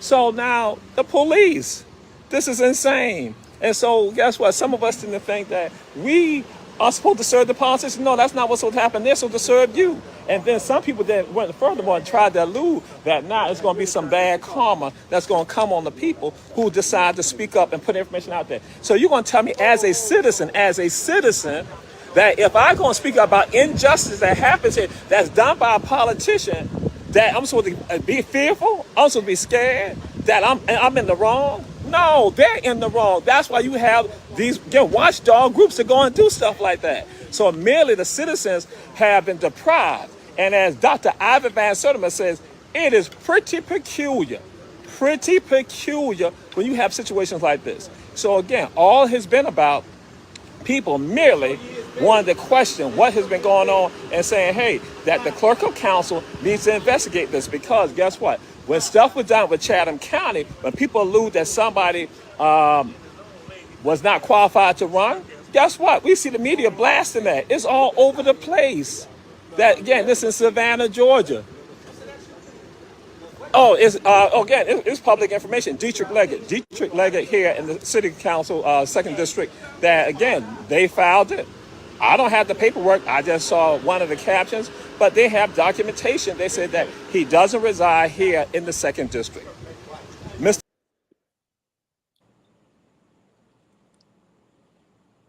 Okay, so that's some of what happened that day, and we got called. The police got called on us, and it could have been some real bad police officers came over there and wanted to act a fool and got out of hand. Somebody could have got shot or killed or something. You don't know what's gonna happen when you call the police and you talking about you fearing for your life. He was not fearing for his life, Bernard. He knows all of us. We helped get him elected. We wanted the press to ask him questions. He did not want to answer those questions, so he went right by the press. How is he fearing for his life? If he feared for his life and saw this angry mob, he called us, outside his supposedly residence, then why didn't he keep driving and call the police? He backed up into the parking spot, got out, and wanted the press to see him with a key, Bernard. So guess what he did? He extended his hand out like this so they could see him opening it with a key. But they had already called the kids inside and told them that he was coming in with a key. You know what I'm saying? He was coming in with a key because he's one of the landlords. He don't live there. He just used that address. And somebody needs to see this with authority to do something about this here. There'll be complaints are going to be filed between yesterday and Monday or Tuesday, and something needs to be done. The pressure is on him. He can resign, and we drop it. He can drop out the race. Just resign from council, because you're making decisions that are a detriment to this community. The decisions you're making by being a rubber stamp for this Putin acting mayor, is a detriment to our community. Hey, you know what? I'm listening, right? And I'm not trying to be the devil advocate. You know what I'm saying? I said it right. I'm not trying to be. Mm-hmm. But let me ask you a question. Mm-hmm. You know, okay? Because we know how we is. We gonna flat out ask. Okay, so Van Johnson, right? Mm-hmm. Y'all elect him to be the mayor, right? Mm-hmm. Okay, David Levitt. Okay, y'all elect him to be Detric Leggett. Elect him to be the alderman of 7th District, right? Yes, sir. Okay, so y'all know these people. Yes, sir. Okay. Did y'all know these people before y'all elect them? Or did y'all know these people after y'all elect them? Or did y'all know how they is and y'all put them in there and now this is what y'all get? Well, you want to know the truth? Yes. Okay, this is what happened. Run on the street, Jew. Now, Run on the street. Right. These people were advocates of the community. Linda, Detric, Alicia, they were all together. When they got elected, Detric and Linda went over to the other side. Van went over to the side that he promised me that he wouldn't go to, and they cut all of communication off with us. We didn't care as long as they did the right thing. We didn't come there to govern with you. We came there to make sure that you governed correctly. So they were all advocates. We were all behind them. We put them all. The only reason we backed Van Bernard was because Eddie DeLoach said something negative toward the black community. So we backed Van. We didn't want to back Van because we knew Van was a traitor. We knew Van had served the first district in West Savannah for 16 years and didn't get anything done, and was crying every day about stuff that he's doing now. He was crying about for 16 years that they were doing to him. Now, when he get in the position, he's doing it himself to everybody else, to Alicia, Bonetta, and Keisha, and used to be to Stella, but then she turned and went back over to the other side because she wanted to be mayor one day, which will never happen. But we backed Van because Eddie had said something derogatory toward the black community. So you had black mayors for 20 years. What they didn't do nothing. Why would you elect another one? So that's the reason we backed Van. Only reason. Okay, so now you got with Detric and them, we helped put them in office, and they changed on us. So we thought that by us putting these people in place, even though we didn't want Van, we had no choice but to put him in there. We thought that they would control what Van does. But Van outsmarted us. I have to give him that. He took 3 of the people that we put in there. He took Linda, he took Detric, and he took Purdy. And he brought them over to his side with Nick, and him gives him the majority, 5-4. Because you had Keisha, Alicia, Bernetta, and Estella still over there. Then Estella, when they went to threaten her about taking her mayor pro tem position, that's threats. What happens? She comes back over to their side, knowing that they're wrong, knowing that she's been whispering to us forever about, oh, I'm so happy you here now, black man. I'm so happy you here. We so happy. Oh, we gotta, the cavalry has finally arrived. She whispering all this to everybody. I don't know why she whispers so much, but that's what she does. She's a whisperer, a horse whisperer or something. I don't know what the hell, but she whispers every damn thing. And so she's there now with us, and she goes over to the other side. So now it's 6-3. So he has a great super majority now, you know? And so that's the whole thing. We help elect these people, and we're going to try to get them out of office. We will be doing what we need to do in the next couple days. We know the mayor got $500,000. He's about to come with commercials, flyers, and people on the street. But our voice have to be just as loud. Our voice have to be just as focused as their commercials and their everything else is. Jamal, why are you calling and you supposed to be on the show? I did. Well, I'll send it to you now. And you know what, Jew? I'll send it to you though. Go ahead, Bernard. You know what's the most powerful people that can make the biggest powerful move is the people that don't have anything involved and don't know these people and don't really care about them anyway. And it's that person sitting behind this in front of this flag. I don't know him. I don't care to know him. All I know is what I see the past 10 months. Savannah, Georgia is not Savannah, Georgia when I left there 40 years ago. It's more corrupt now than anything. But you got to remember what this man said. Why you want to elect another black person and they ain't gonna do nothing?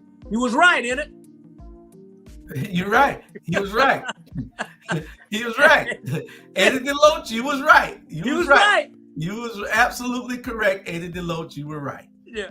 And so, I can't say he's absolutely correct. He was trying to tell us that it don't matter. You might as well elect me because I might do what you want. The black man is going to give you his butt to kiss. See, there you go. What Van has been doing. Van has been telling us he don't give a shit. He's going to do whatever he want to do. I can cuss a little bit because the pastor not here. Yeah. And I don't mean to cuss, but I can cuss a little bit because the pastor not here. But but you're right. It's like this in Jew. Hey, man, I'll be telling you, y'all know, don't get my cussing. Don't get that all twisted when I say things. I'm a very intelligent, smart young man, and I pay attention. I'm 61 years old. If I'm still dumb and I'm 61, I got a problem. Trust me, I see the picture. I see what's going on here. Okay, I'm trying my best to don't come at people so hard. You know what I'm saying? But I keep it real. And the problem is, until you clean down City Hall, it's gonna always be a problem. Until you control SCAD, for SCAD is, let me tell you, SCAD is not a college. It's a developing company that's taking all y'all property and turning it into what they wanted to turn in. So y'all people, you keep saying, I'm telling you the truth. Why I'm lying to you. Yeah. I'm telling you right now, and I told him, you better not touch 284 Farrell Street. You better not touch 256 Farrell Street, or you will have a problem. Yeah.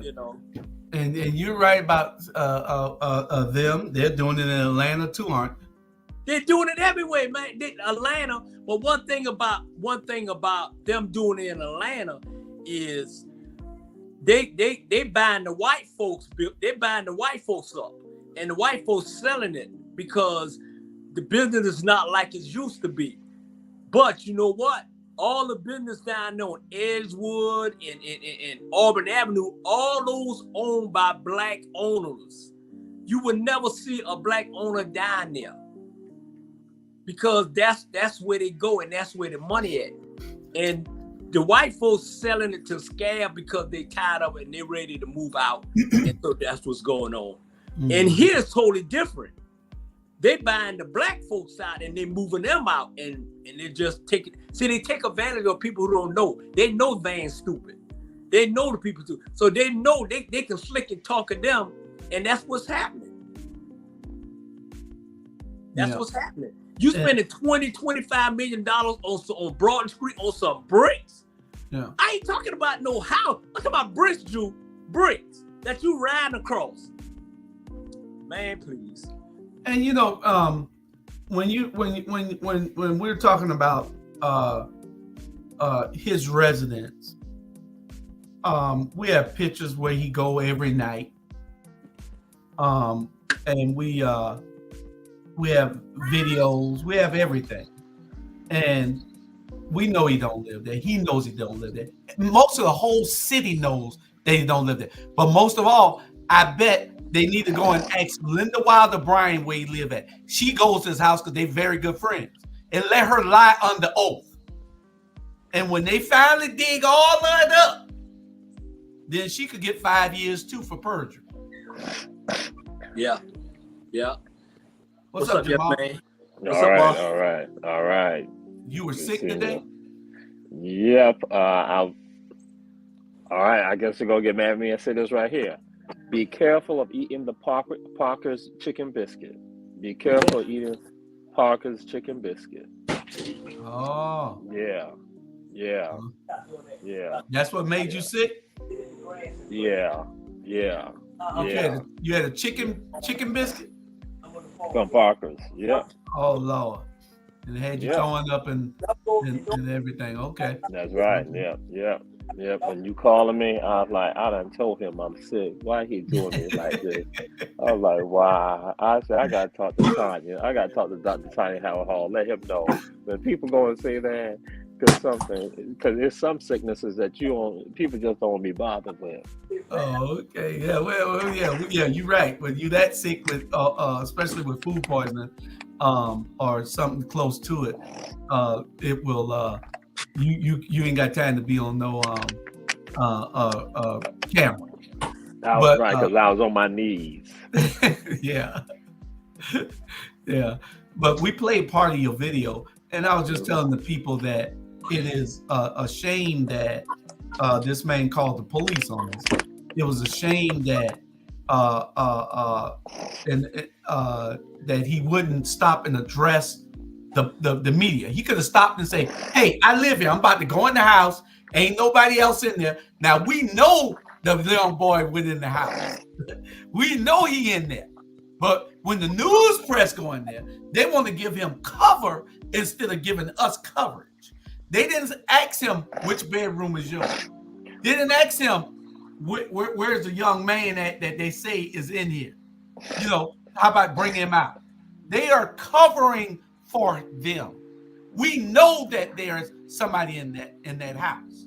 So we want to know now, where did they put these people up at? Now, Van got a bunch of houses. Now, we want him to be complicit in it. I hope they move those students somewhere else. So, and see, they'll be part of the cover-up. I hope that Van got plenty of houses.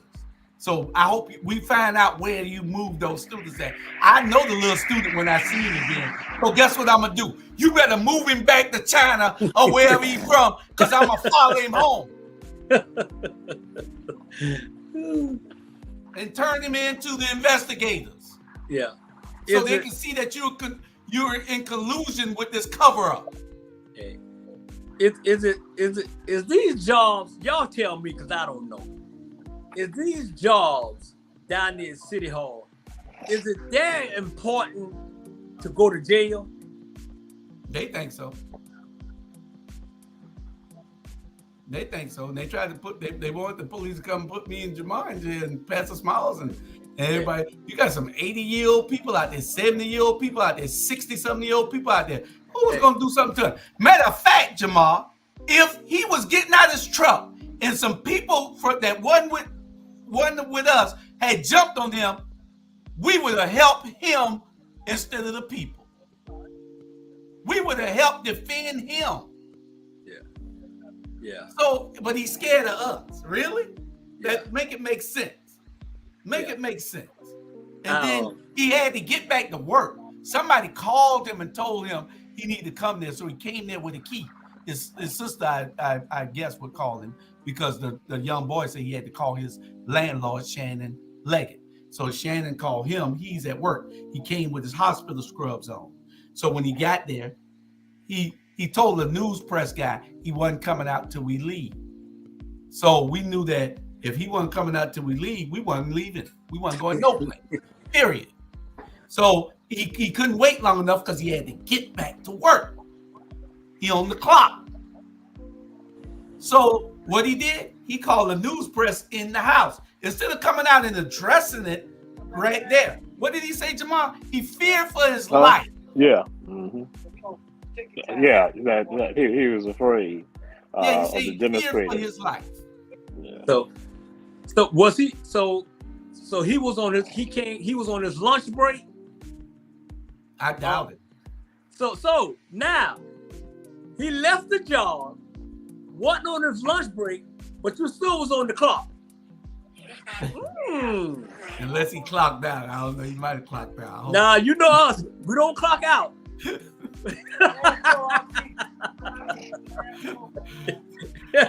We don't clock out. We still on the clock.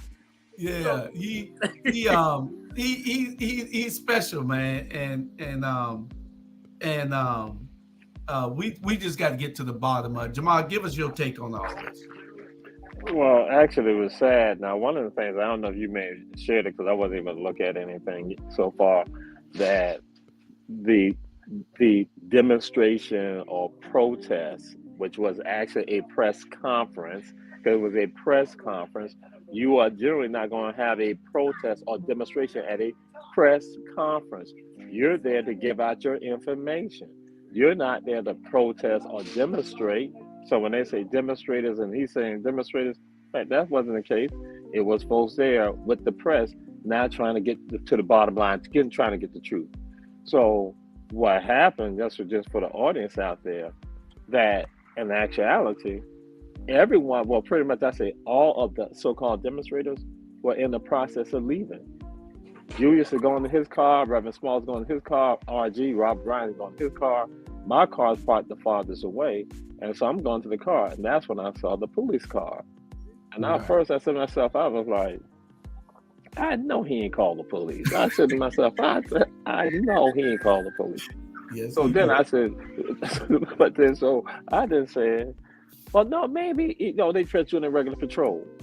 So that's when I turn around, look, and then when I see him then park right by the house. I'm like, now the Julius, I called out the Julius, and then that's when bam, everyone then converged back because again, here go everybody about to leave. That's the stupidity. Everybody was about to leave. Only the press was still there. We were about to leave. So that's when I'm bothered with this. And so here you go, this person who is an alderman of that district. Should you be afraid of anything in that district? I'm saying you represent that district. Should you be afraid of anything in that district? If you are the alderman, if you live there. You think I'm afraid of anything if I'm in Cowart, Brownsville, if I'm in, Cam Park, Jackson Park, if I'm in Hazard County, if you think in pretty much any part of the city, you think I'm gonna be afraid when I think I'm a part of this city?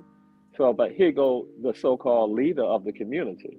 And so the part that then got me was not even him not coming outside, but this is what I saw afterwards on the news when he sat there and said that he lived there. And I'm saying to myself, and I think everybody who's looking at this right now need to be saying to yourself, this is a politician who said on camera, who lied openly on camera. So if he lied about something like that, imagine what else he will lie about and what he has lied about. Imagine what else he will go and do just to get by, just to get over. And so that has basically been, I'm going to say, that has been his legacy in office. That he has not been a hero for you all. He has basically been a detriment to you all, and that he has lied to you all, play the game. Now, I'm going to share this with you all. Some people said to me on yesterday, they said, the streets know. They say the streets know. They say the streets know he does not live there and that he lives over in the 3rd district. That's what they said. They say the streets know. But what we now need, because some of y'all part of the street, we need the streets. And I'm part of the streets, Bernard part of the street, Judy's part of the streets. We all part of the streets. That means we all part of the community. Those of us in the community who know that, I need you to understand, this joker said on camera a lie, a bold-faced lie. So should you elect him? You shouldn't elect him at all. Because if he lied about something simple like that, imagine what else he'll lie to you and how else he would sell you out. That's a problem. That's a problem. That's why I might say that to me, that's probably the worst part. One, calling the police, talking about he's scared of these demonstrators, but then also that he's going to sit there and lie. And so it's now I'm going to suspect that you got to lie because you done got the support from these people. And these people now probably pulling your coat strings.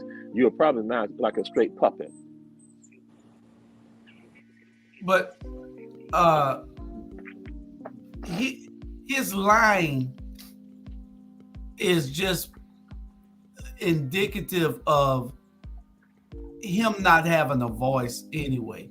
He lies because he's trying to cover up all the stuff that he knows that is involved in this.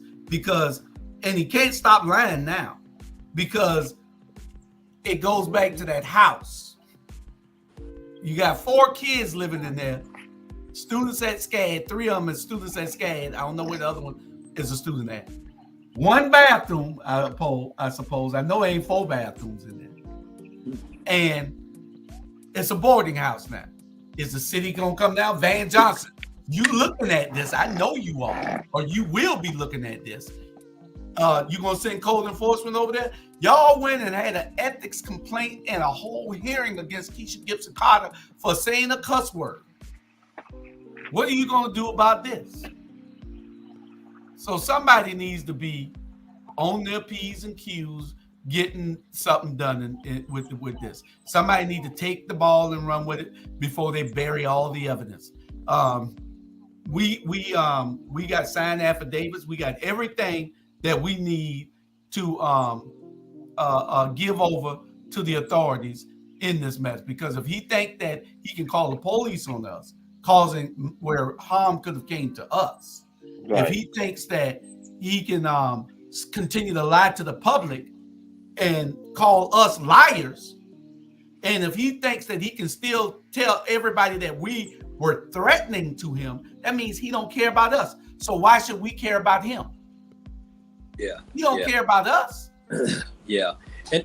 And people need to realize too, if you call the police on anybody, the first thing from a black point of view anyway,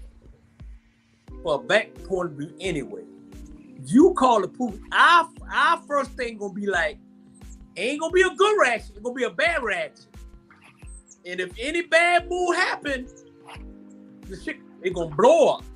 So for you to do that, and I told him on my page, let anything happen to Pastor Small, to Marvin, Jewish, RG, all of them was out there. Y'all got hell to pay. You just don't call the people just to call them, man. That's wrong. That means, I'm telling you, that means he don't care. That means he don't care. So if he don't care about y'all, why the hell y'all should care about him? Attorney General, come down here and clean house and see what's really going on in Savannah, Georgia City Hall. And that's address is 2. I believe it's 2. You know, seriously, that's wrong. You know, anything could have happened. Because y'all say y'all shot 116, but 116 of them was at Krispy Kreme and Dunkin' Donut. We had 3 there. They're down 116, and we had 3 there. You know, we had 3 there. Yeah. But like I said, we are going to explore this a whole lot more. We're only touching the surface right now. We're not going away, so don't even look for us to go away. Yeah. Go away. Nah. And look at everyone knows that he doesn't live there. Right. Yeah. You know, everybody knows that he doesn't live there. The whole, like you say, what you say, Jamal? The streets. The streets know, and that's what the comment was made to me by 2 people on yesterday. 2 people on yesterday, not knowing one another, said the streets know. Word on the street. Yep. Word on the street, Jamal. That's right. They said that they know. That the streets know he doesn't live there. So that was saying everybody, pretty much people know. So it's not like, you know, something was concocted, something was made up, that people know. Well, this is a good scandal. Not good for anything, but except for that, it is social media and it's mainstream media is covering it up, and we're trying to expose it in every type of way that we can. So that is something that we're trying to get. My thing is why y'all know the question I'm about to ask, y'all know it better than I do. Why is the TV station why is the TV station always covering up stuff? You know what I'm saying, why they always they'll present what they want y'all to hear, and then what they don't want y'all to hear, they hide it. And that's all the TV stations. All the TV stations run by white folks, right? I'm just asking. Right. I don't know. Yes. You know, it's like all on Fox News then. Yes, ma'am. Every last one of them. You know, man, hey, trust this. If they allow this to happen, and in November they vote and he win, they'll tell you right then they don't care what y'all say. Yeah, and they think you're stupid. Yeah, I'm gonna be signing out, but B, I'm gonna say you said something that was a part of when I was talking about the police comment. That what if you had some overzealous young Caucasian officers that came up there? You know, if they had come at some of us, you know, some of us going to stand up and assert our rights because we have the right to be out there. That's our right as citizens, and they could have gotten tragic. So, right, that showed that this was about black on black crime. The person not concerned about black people, and then most of that district, you got a bunch of black people in that district. So if he would do that to 8 people who are not even a threat, guess what he'd do to you all? Because you ain't a threat to him either. So, and that's what this is about. And that again, what this is about the truth. Because now I'll share with y'all what one of my neighbors said to me. He asked me. He came and we had a long conversation about it. He said he told a person with him. He said, if that brother was there, then I know something's wrong. He said, I know that brother. He said, I know that brother's character. I gotta say to y'all right now, those of you out there, you need to look at Alderman Leggett's character right now. You need to assess all that. That's why the streets say they know, people say they know. You need to assess the character when he now went before the public and lied to the public about this. So just like the brother said, I knew that, if he was there, if he was standing up there on the side of Reverend Small, I knew he had something going on. He said, I know that brother's character. So we just not out there just doing stuff just for the heck of it, just to try to bring somebody down. That's not what we're trying to do. We're trying to be fair about it. And so that's when we talk to someone, like another brother said, Jamal, I know, because see, I don't get into the personal stuff. It's about, are you being right? Are you being fair? So and Jamal, why are we there? Oh, I mean, they thought we just made this up. The media isn't asking those questions that they need to be asking.